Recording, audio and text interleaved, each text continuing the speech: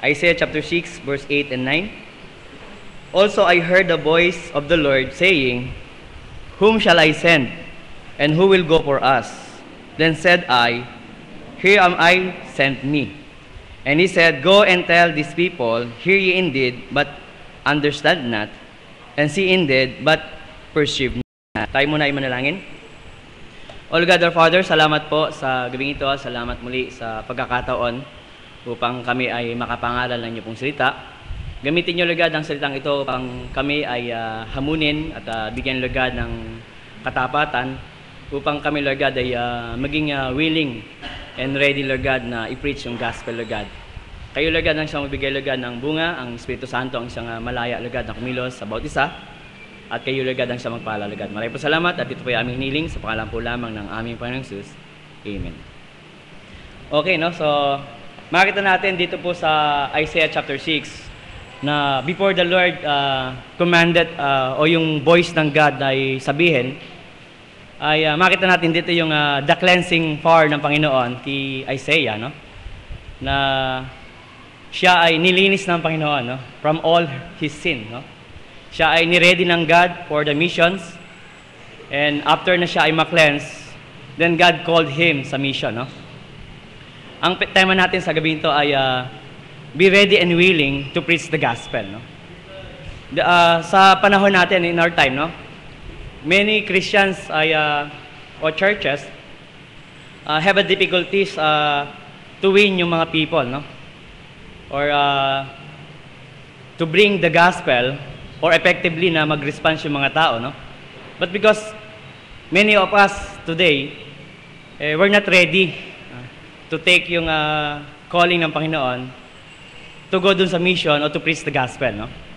Ito ang malaking problema sa panahon natin, kung bakit napaka-difficult to win someone na makakilala sa Panginoon.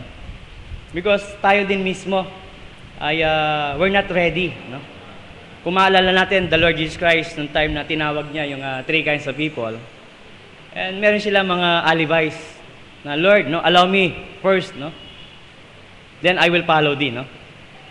Maraming mga tao na talagang tinatawag sa gawain, but ang problema ay hindi sila handa, no? They're not ready and willing to follow the Lord, no? At ito yung malaking problem sa panahon natin, no? Every day, makita natin ay napakaraming mga tao na nawawalan ng buhay, no? And we don't know kung meron silang assurance of salvation, no? But ang malaking problema, ang katotohanan ay araw-araw, no? Ay maraming humaharap sa kanilang kamatayan at walang Kristo sa puso. And we know na yung place na pupuntahan nila is walang rest, no? Day and night, no? Na talagang they will spend yung kanilang eternity in hell because they don't heard the gospel, no? Walang ready and willing the servant ng Panginoon to go and preach the gospel, no? Yun ang malaking problema, no? But kung makikita natin dito sa New Testament, like the Apostle Paul, no? Yung kanyang attitude, nung time na siya ay tinawag ng Panginoon dito sa Road of Damascus, para siya ay baguhin ng Panginoon at linisin, no? And then the first thing na ginawa niya ay, after na yung conversation na yun, no? Ay nagkaroon siya ng decision sa buhay niya that now he's ready and willing, no? To follow the Lord, no? O to preach the gospel, no? At ito yung sinasabi niya, buksan natin dito sa Romans chapter 1, no? In Romans chapter 1, from verse 14 to 16, sabi dito ni Apostle Paul, no?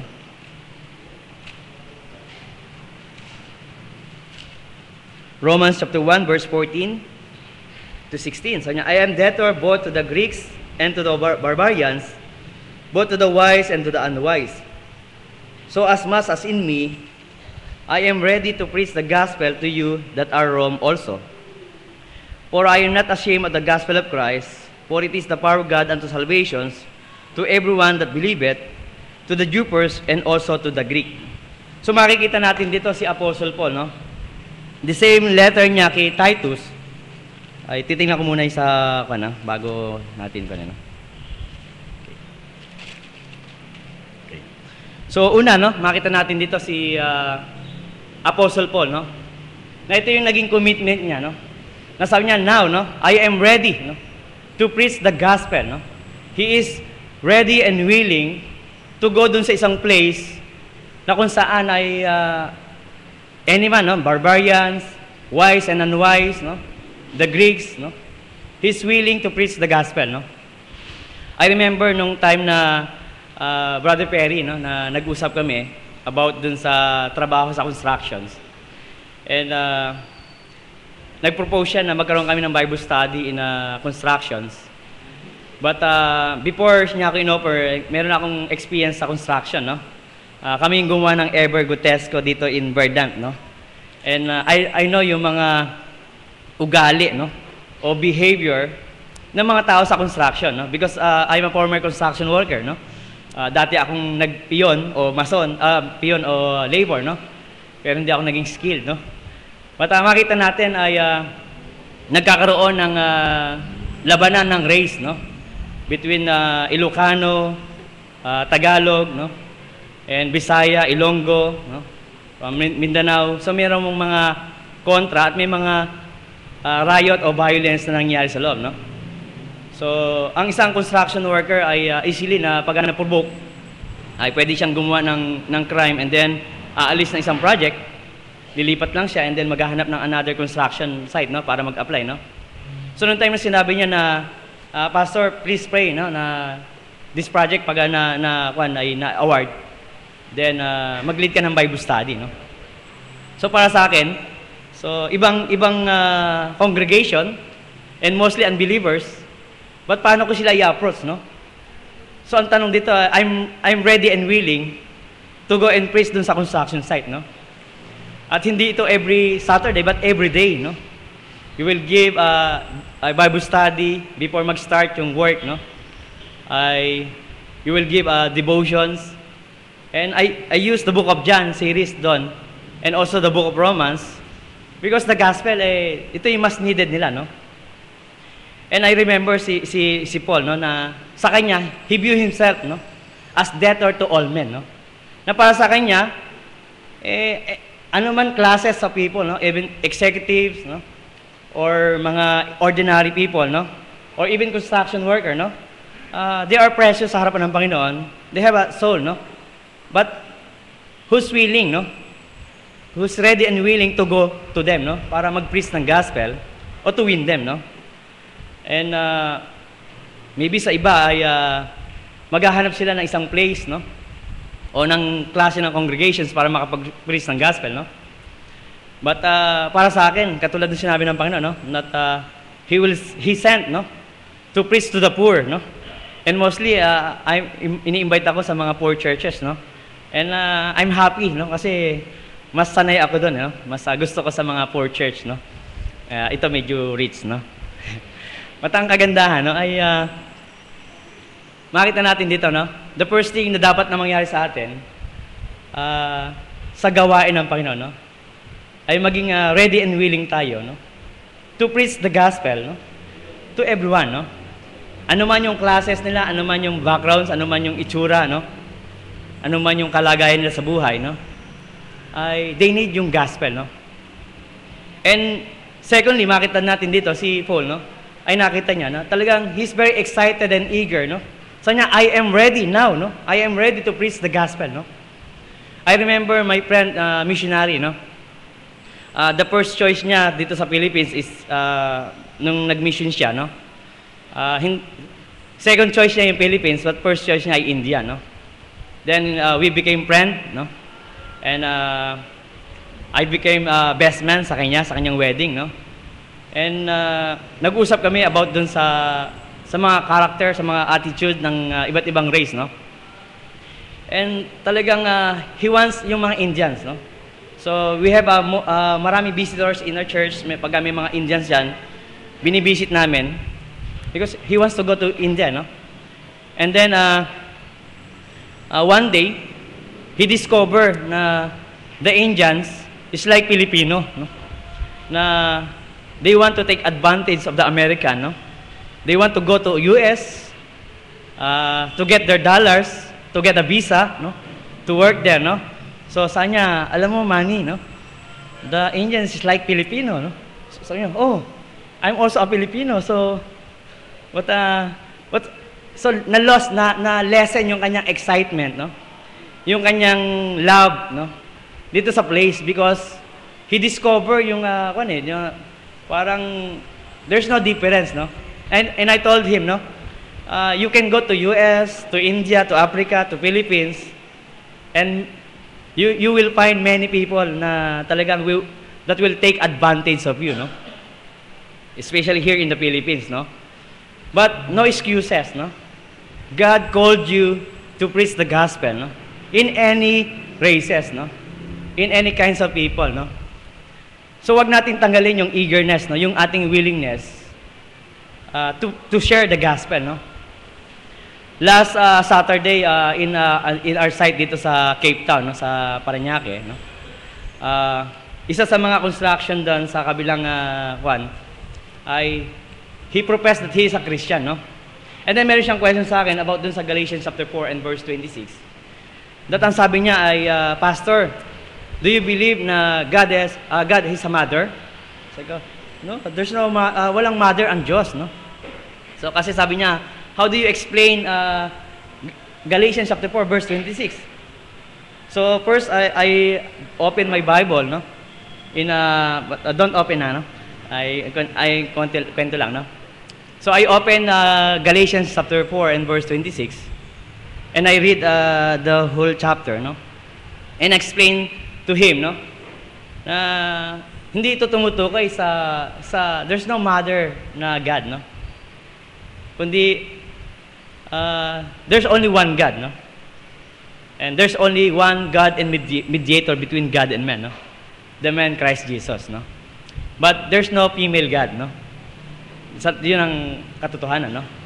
The passage na nagsasabi dito is about Sarah and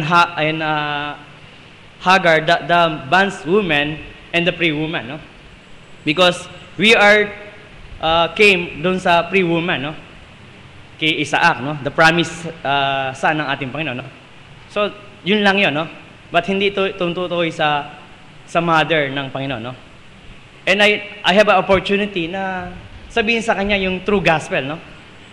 And sinabi niya sa akin, ang kanyang church pala is a Church of God. I don't know about Church of God, no? But yun ang, so far, yun ang aming conversations. And nag-set kami ng schedules na we have a Bible study, no? But ang kagandahan dito ay nagkaroon ng opportunities, no? Para at least, no? Ay makita ko anong klase ang gagamitin ko sa kanya, no? The same apostle po na nakita niya, no? Na hindi na natin kailangan to use anything, no? Just simply use the gospel of God, no? Like sinabi niya in verse 16, for I am not ashamed of the gospel of Christ, for it is the power of God unto salvation to everyone that believeth, no? The gospel is the best instrument, no? In saving men, no? Or in bringing men to salvation, no? Because the gospel is the power of God unto salvation to everyone that believeth, no? So, ito ang kinakailangan natin, no? That every believer should be ready, no? To preach the gospel, no? Unto all men, no? Hindi lamang tayo mamimili, no? Kundi gagawin natin ito, sino man ang kausap natin, no? The second thing na tingnan natin dito, no? Yung pagiging ready, no? And willing natin is dito sa book of Titus, no? Buksan natin sa Titus chapter 3, sorry. Okay, chapter 3 and verse 1 hanggang verse 4, sabi ito, verse 5.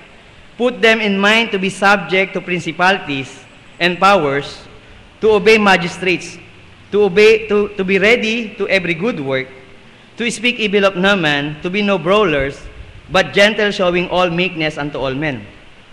For we ourselves also were sometimes foolish, disobedient, deceived, serving diverse lusts, pleasures, living in malice, and envy, hateful, and hating one another.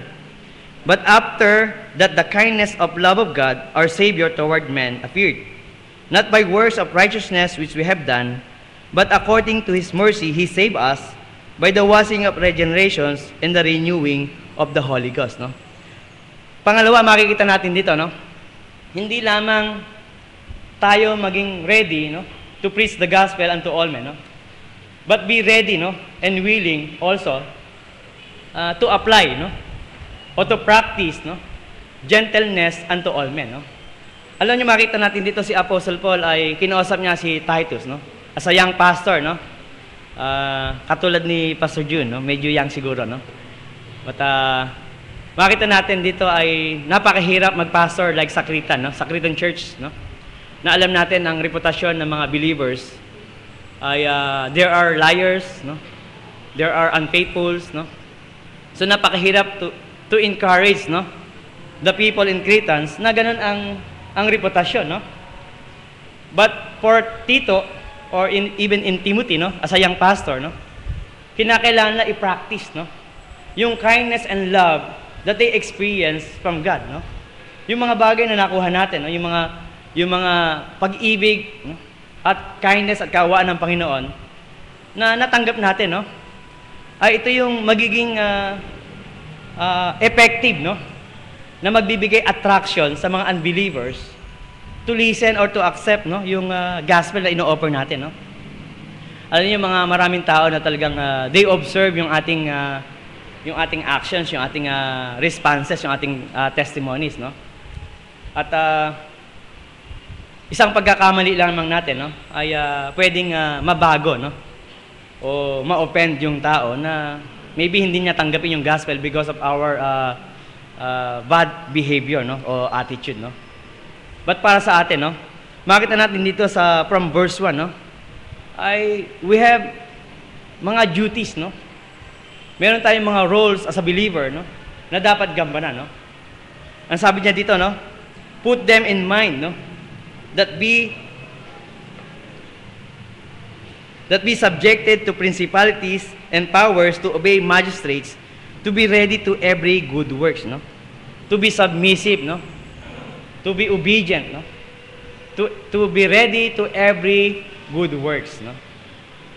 Paano tayo magiging instrumento ng Panginoon, no, in bringing men sa salvations, no, kung kulang tayo sa practice, no, ng good works, no. So kasama, no, kinakailangan ay gawin natin, no, dapat i-accept natin yung ating role, no, ating role as a Christians, no, na tayo yung naging light and salt of the earth, no. Tayo magbibigay ng guidance, no. Tayo nagbibigay ng preservation sa mga tao, no, upang ang mga tao ay hindi mapunta sa kapahamakan, no. Then use our resources, no. Use yung ating self, no, yung ating good behavior, no, to adorn yung gospel ng Panginoon, no. To see na makita ng mga tao na yung gospel ay may katotohanan, no. Because it changed yung life ng tao, no. Noong time na nakilala natin ang ating Panginoon, no, ay malaki ang magiging pagbabago, no. Ito yung bagay na nangyari sa akin, no, kung bakit napakatagal kong masave dun sa pinausukan, no. Because napakaraming nagprofess na sila ay Christians, no. Pero pagdating ng closing na 11 o'clock ang aming closing, no. So we go outside, no.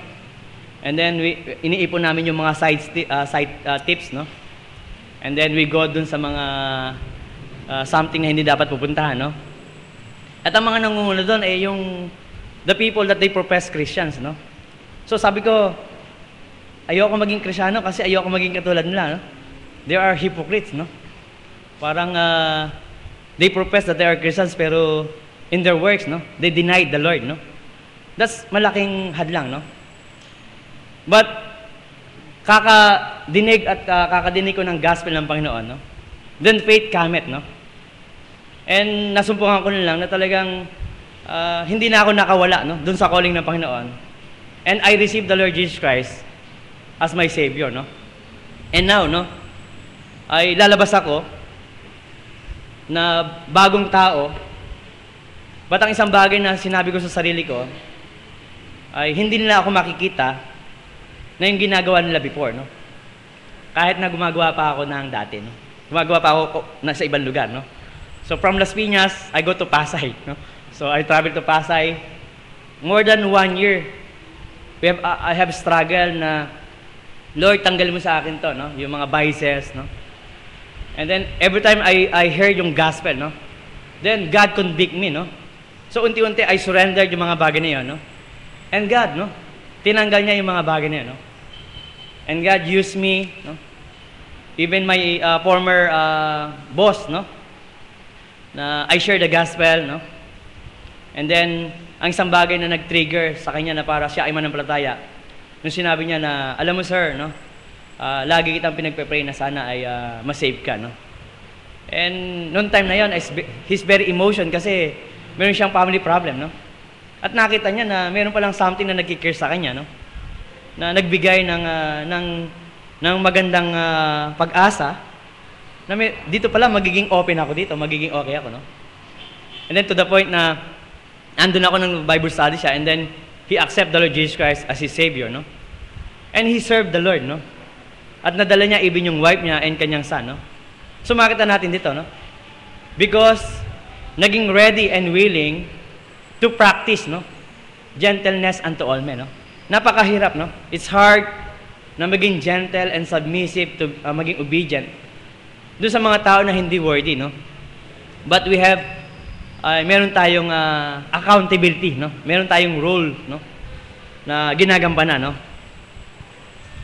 As bilang believers, no? So sa pag-a-apply natin na 'yon, ay makikita natin dito na we can attract, no, people, no?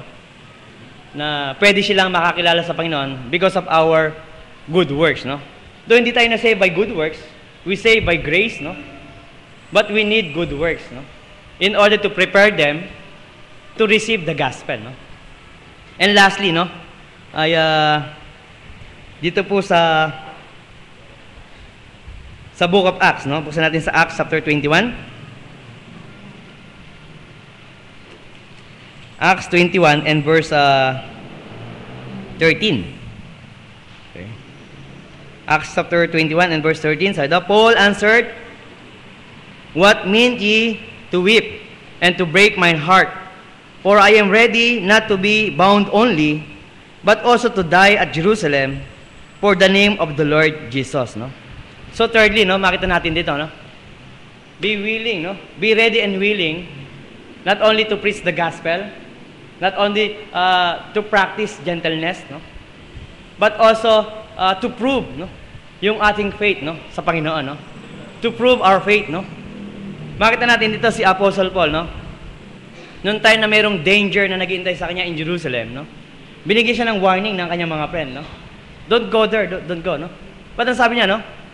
Hindi nyo ba alam, no? That I am willing, that I am ready and willing, not only to be bound, no? But also to suffer and die for the sake of Christ, no? And thus, makita natin dito yung genuineness, no? Ng kanyang faith sa Panginoon, no?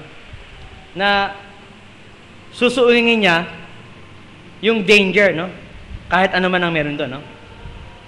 I remember nung andun ako sa bukid, no? Sa Manuel Ortiz, no? We have Bible study in sa medyo forest, no? And one family doon ay ayaw niyang magpa-Bible study because I'm Tagalog and Bisaya siya. So parang hindi niya ako accepted, no? Kasi di ako nakapagsalita ng Cebuano. So my wife is Cebuana, no? Pero ako Tagalog, no? And he changed the schedule from morning to evening, no?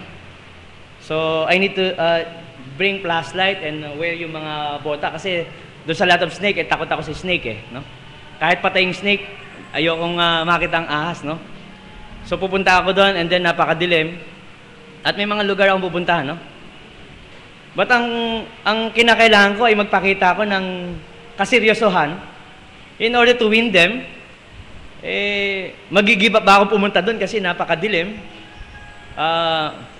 Naging prayerful yung wife ko at saka yung my daughter Eunice kasi every time na I go doon sa lugar na yon, may possibility na mabite ako ng snake or merong mga some group doon na talagang they call tad-tad, no?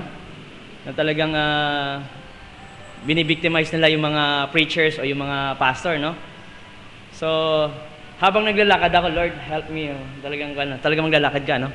So, meron akong takot eh. Actually, takot ako sa dilim eh, no? Ba't ang kinakailangan ko, labanan ko yung takot ko, no? And ang kagandahan dito, no? After mga ilang months, no?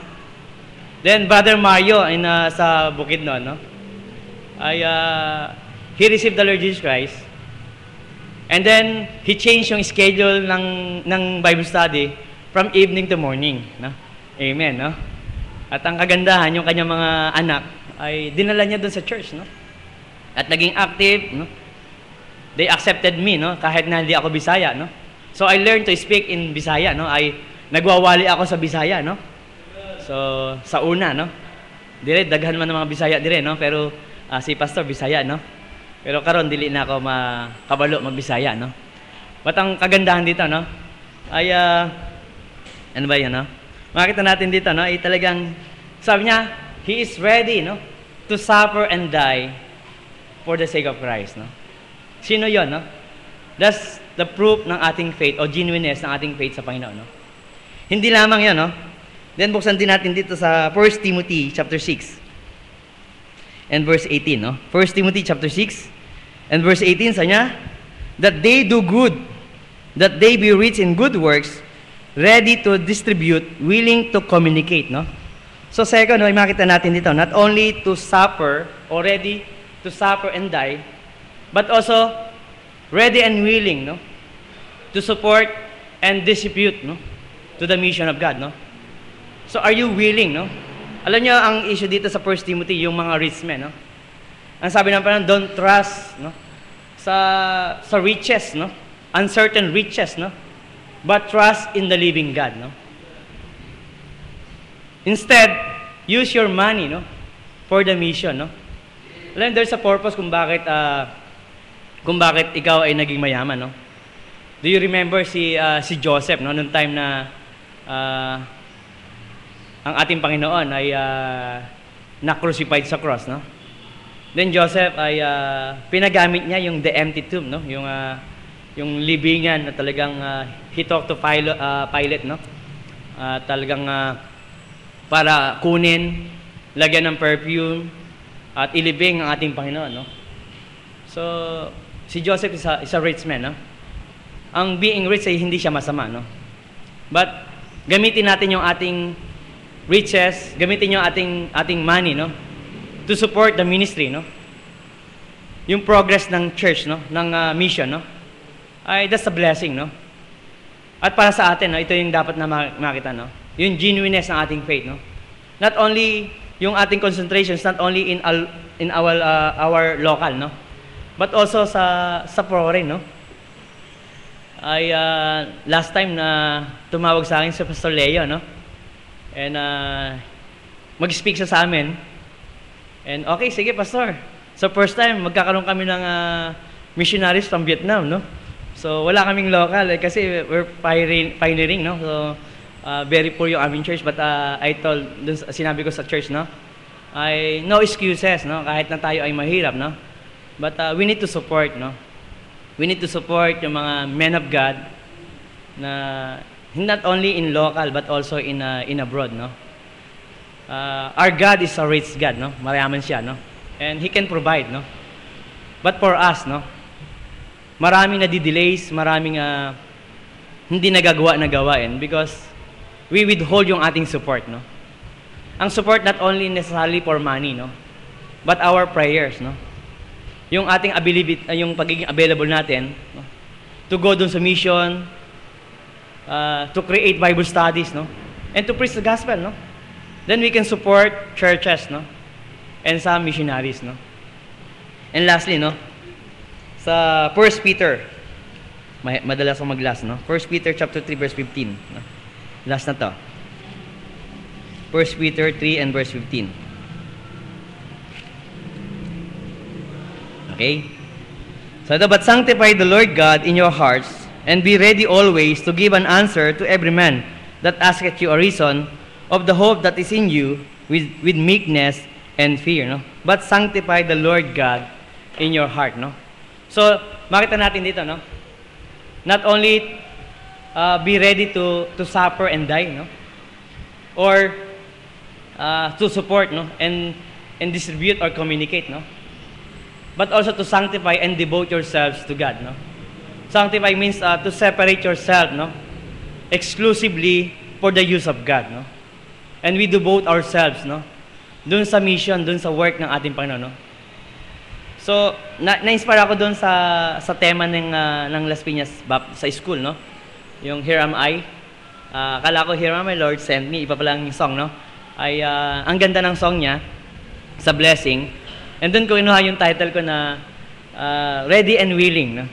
Here Am I, Lord, send me, no? Hindi natin magagawa yon kung hindi ka talaga, you did not devote yourself, no, sa Panginoon, no? So, kinakailangan, no? In order tayo ay maging handa, no? Na you know talaga na kung sino talaga yung first love mo, no? Kung sino talaga yung first priority mo, no? As a pastor, no? Ay yung church, no? In the congregations, siyempre kasama yung family, no? But ito yung first love, no? Na talagang you guard them, no? You remind them, no? You feed them, no? And encourage, no? And sometimes rebuke, no? Because nagagawa mo yon dahil sa tamang pag-ibig natin and devotions natin sa Panginoon. No? Tayo manalangin. Lord, salamat po sa inyo pong salita. Salamat, Lugad, sa mga tao, Lugad, na ginamit nyo upang ang Ebanghelyo ay makarating po sa aming lugar. And dalayan po namin, Lugad, sa lahat po ng mga Kristiyano dito sa lugar na ito, ay kayo, Lugad, ang siyang maghamon na hindi lamang mga pastors and missionaries ang siyang nangangaral ng inyong salita, kundi lahat po ng mga mananampalataya ay meron pong kakayahang mangaral dahil sa aming pong experience na tinanggap ng inyong pong pag-ibig, Lugad. Maraming po salamat, kayong isang magpala, at ito po ay aming niling sa pangalan po lamang ng aming Panginoon Jesus. Amen.